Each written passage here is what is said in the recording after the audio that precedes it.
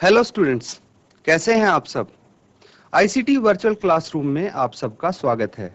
मैं विकास। आज हम कक्षा 10 का मैथ्स करेंगे बच्चों। और जो हमारा चैप्टर चल रहा था, अलग अलग हमने मेथड किए थे। चैप्टर का नाम था दो चर वाले रैखिक समीकरण युग्म। तो उसी में हमने काफी सारे मेथड किए थे उसका हल निकालने के लिए, कि भाई जो भी हमारे पास समीकरण होते हैं, पेयर ऑफ समीकरण होता है, पेयर ऑफ इक्वेशन होता है, उसका हम सॉल्यूशन कैसे निकालते हैं। उसके लिए काफी सारे तरीके हमने सीखे थे। और उनमें से एक तरीका था क्रॉस मल्टीप्लिकेशन मेथड, यानी वज्र गुणन विधि। तो बच्चों इसी तरीके को हम काफी क्वेश्चंस कर चुके हैं इसी तरीके के बेस्ड पे। अब जो क्वेश्चन हम करने जा रहे हैं, अब क्या होगा, जो जो आपने तरीका सीखा है, चाहे वो एलिमिनेशन मेथड हो, चाहे सब्स्टिट्यूशन मेथड हो, सारे मेथड आपको आ गए हैं। अब आप कोई सा भी मेथड यूज कर सकते हैं सॉल्यूशन निकालने के लिए। और क्वेश्चन में भी आपसे अगर बोला जाए कि भाई कोई भी मेथड यूज करो, तो आपको ये देखना है कि भाई कौन सा इजी पड़ेगा और वो यूज करना है।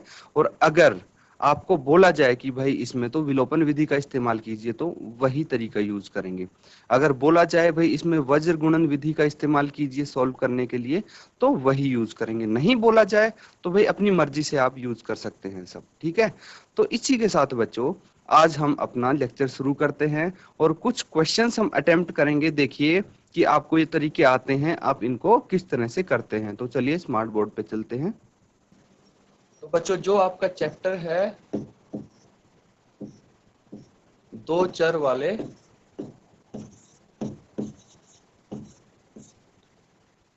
रैखिक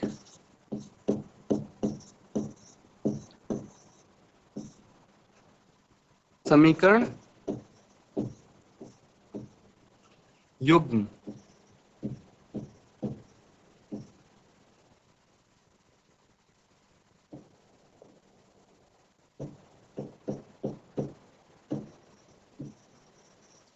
यहाँ सामने आपको एक क्वेश्चन दिख रहा है और इसमें क्या क्या बोला जा रहा है उसी तरह आप सॉल्व करेंगे। तो क्या पूछा गया है आपसे, निम्न रैखिक समीकरणों के युग्म को प्रतिस्थापन एवं वज्र गुणन विधियों से हल कीजिए। किस विधि को आप अधिक उपयुक्त मानते हैं। तो देखिए बच्चों, इसमें आपको दो तरीके से करना है सेम क्वेश्चन। और जब कर लेंगे तो आपको पता भी लग जाएगा कि भाई कौन सा तरीका आपको ज्यादा सूट करता है, कौन सा तरीका ज्यादा इजी पड़ता है या फिर ज्यादा उपयुक्त होगा। तो इसके लिए आपको दोनों तरीकों से इसको सॉल्व करना आना चाहिए। तो बच्चों जो प्रतिस्थापन विधि है वो आपको आप सीख चुके हैं, आती है। क्या बोलते हैं प्रतिस्थापन विधि को इंग्लिश में, किसी को याद है। प्रतिस्थापन विधि को हम बोलते हैं सब्स्टिट्यूशन मेथड। क्या बोलते हैं, सब्स्टिट्यूशन मेथड। तो हम इसको पहले सब्स्टिट्यूशन मेथड से कर सकते हैं और उसके बाद हम वज्र गुणन विधि से करेंगे। तो चलिए, बाय सब्स्टिट्यूशन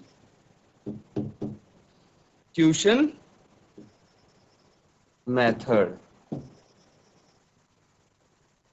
या फिर आप बोल सकते हैं प्रतिस्थापन विधि द्वारा।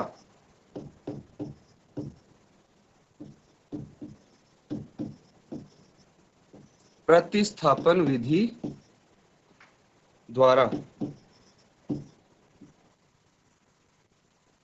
तो ये प्रतिस्थापन विधि क्या होती है भाई, सब्स्टिट्यूशन मेथड क्या होता है।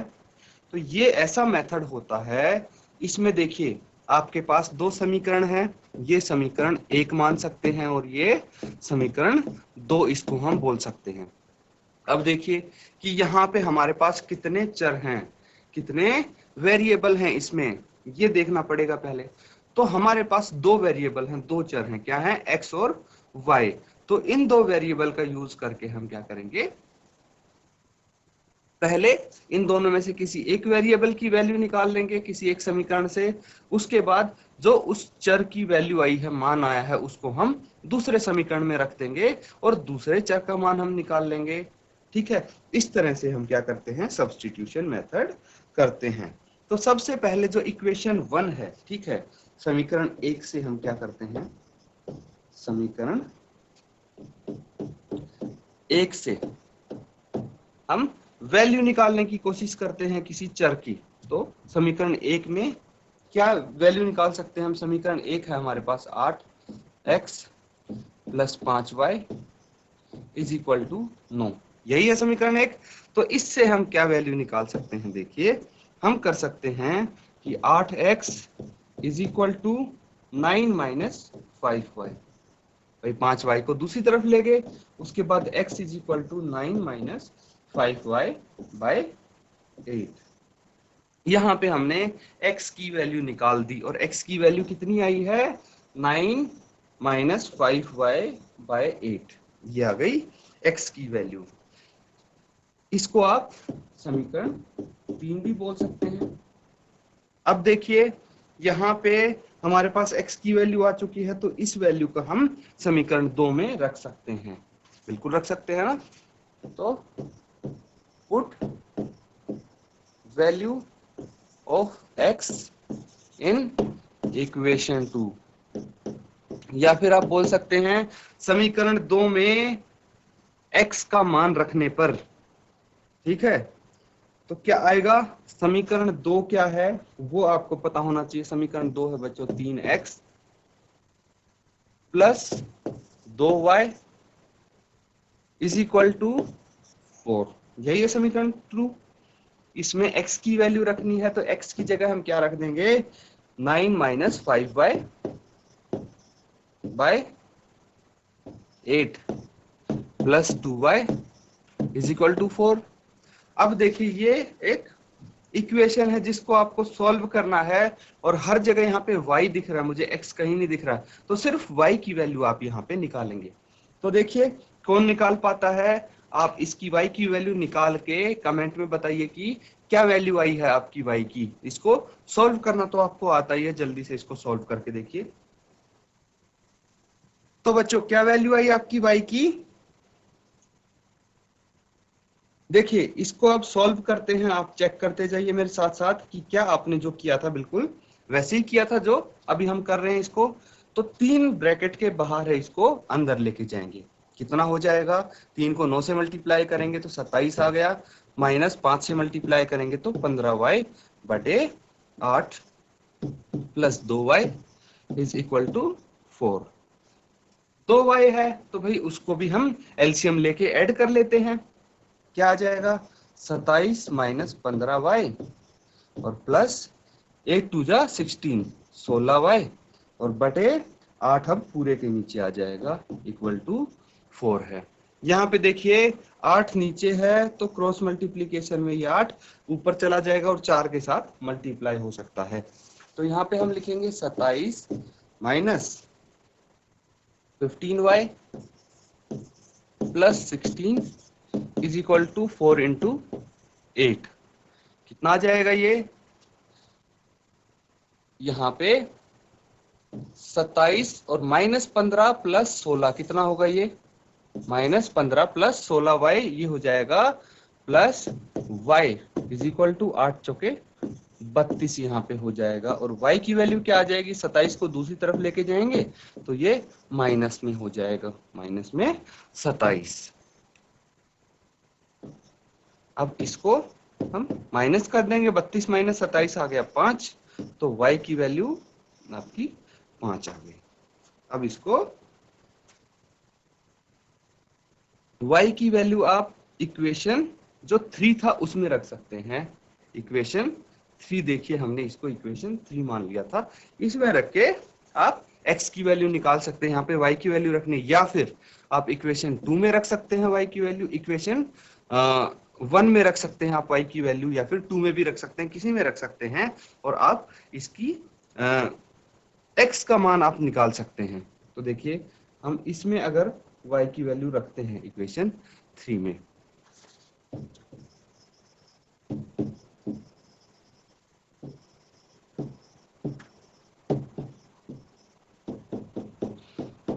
इक्वेशन 3 में हमें y की वैल्यू रखनी है, इक्वेशन 3 क्या है भाई, x is equal to 9 minus 5y/8, यही है।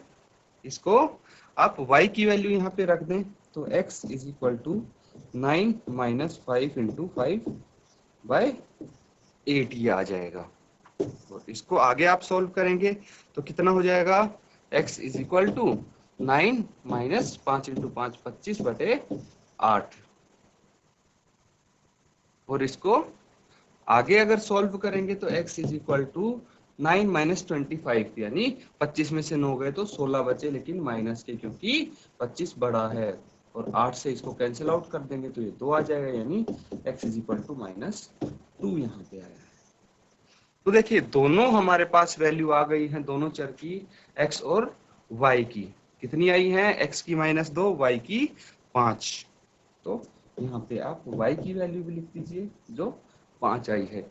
ये कौन सा मेथड है, ये हमारे पास जो हमने किया है अभी, इसको प्रतिस्थापन विधि हम बोलते हैं, इससे पूछा गया था।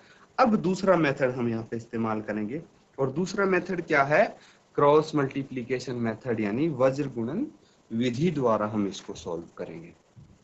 किस प्रकार से सॉल्व कर सकते हैं, इसके लिए हमें जो इक्वेशन थी उनको जनरल इक्वेशन बनाना पड़ेगा। तो देखिए इक्वेशन क्या थी, 8x plus 5y is equal to 9।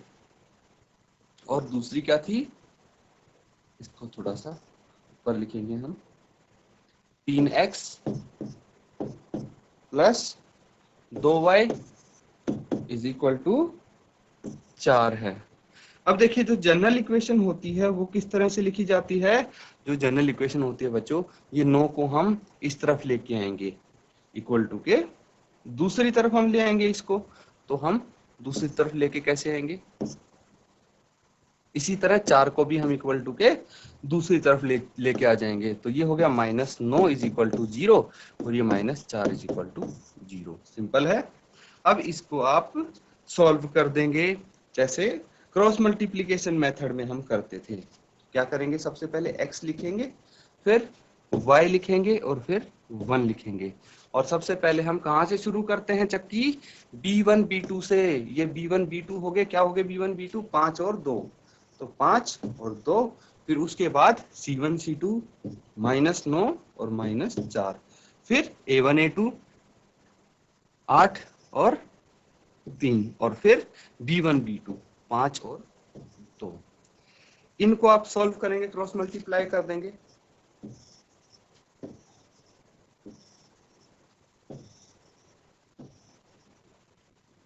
तो क्या आ जाएगा क्रॉस मल्टीप्लीकेशन से, x अपॉन 5 इंटू -4 यहाँ पे हो जाएगा, और फिर माइनस कर देंगे हम 2 इंटू -9,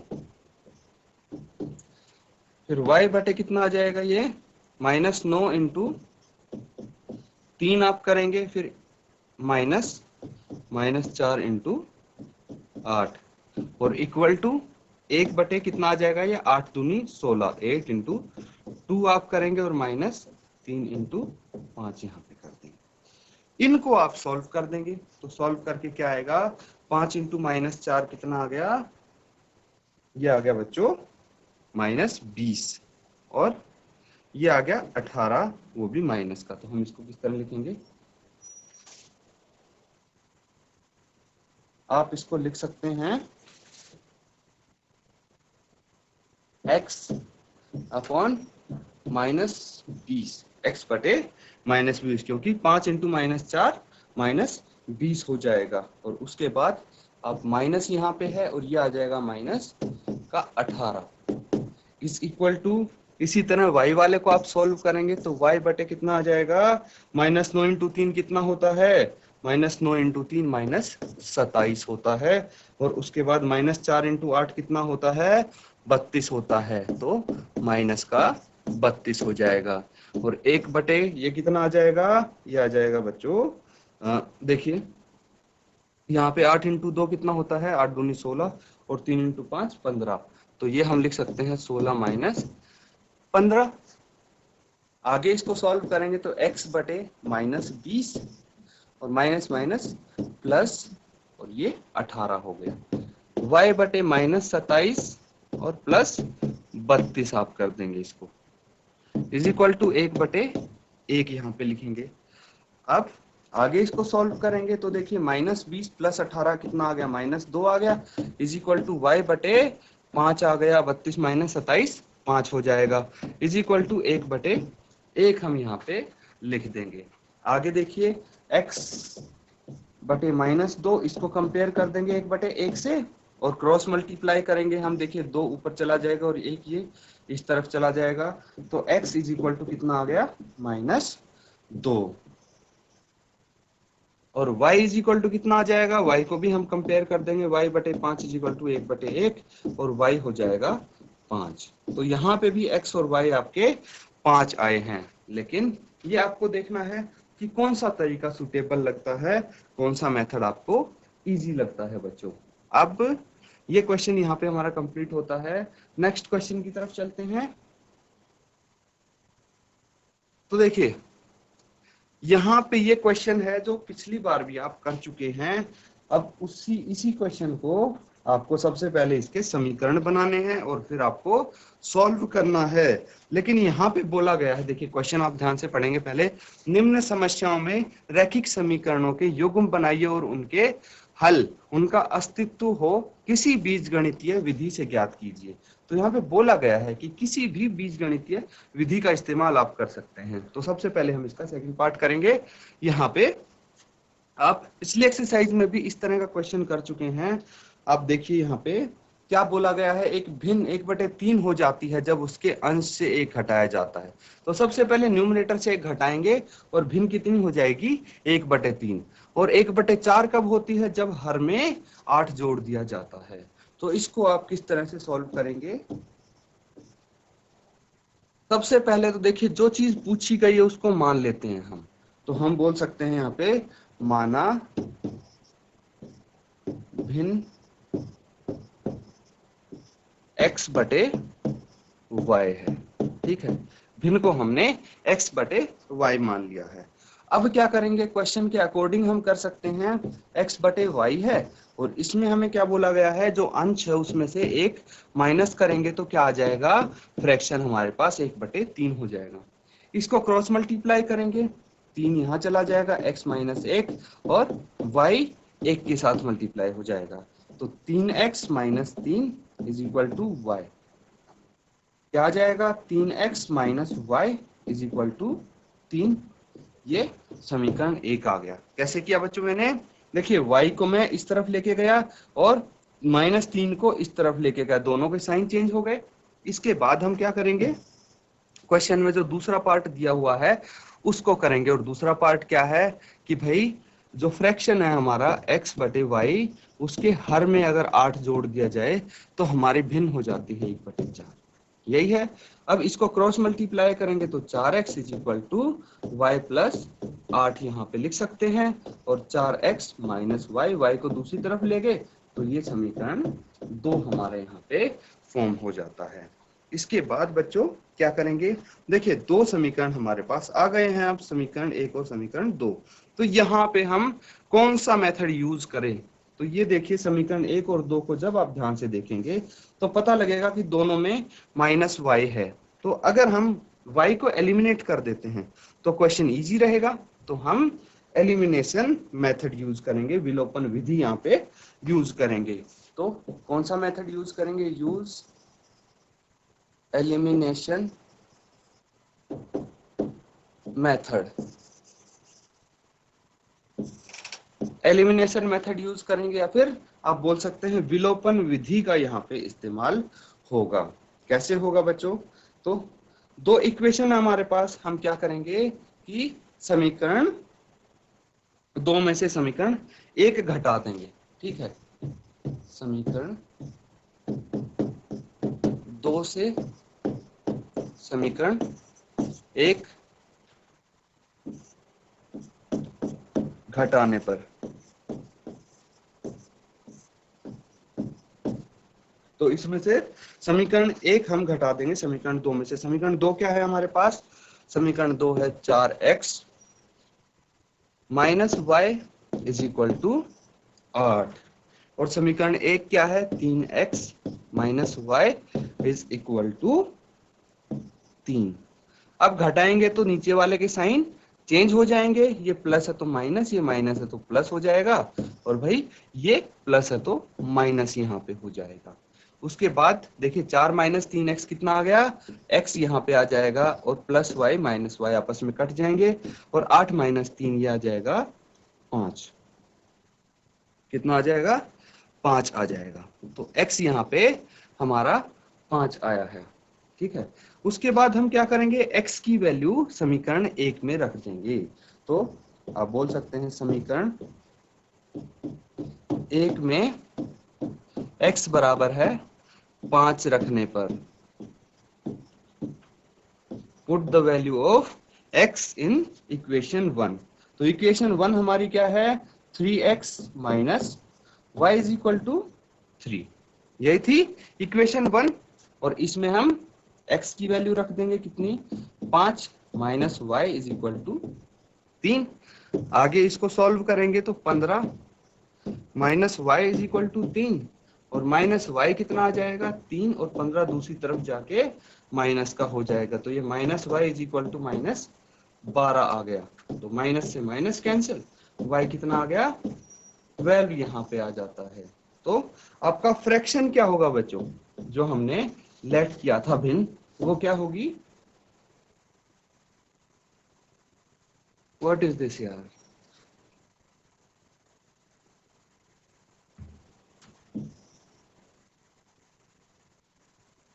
तो आपकी भिन्न हो जाएगी बच्चों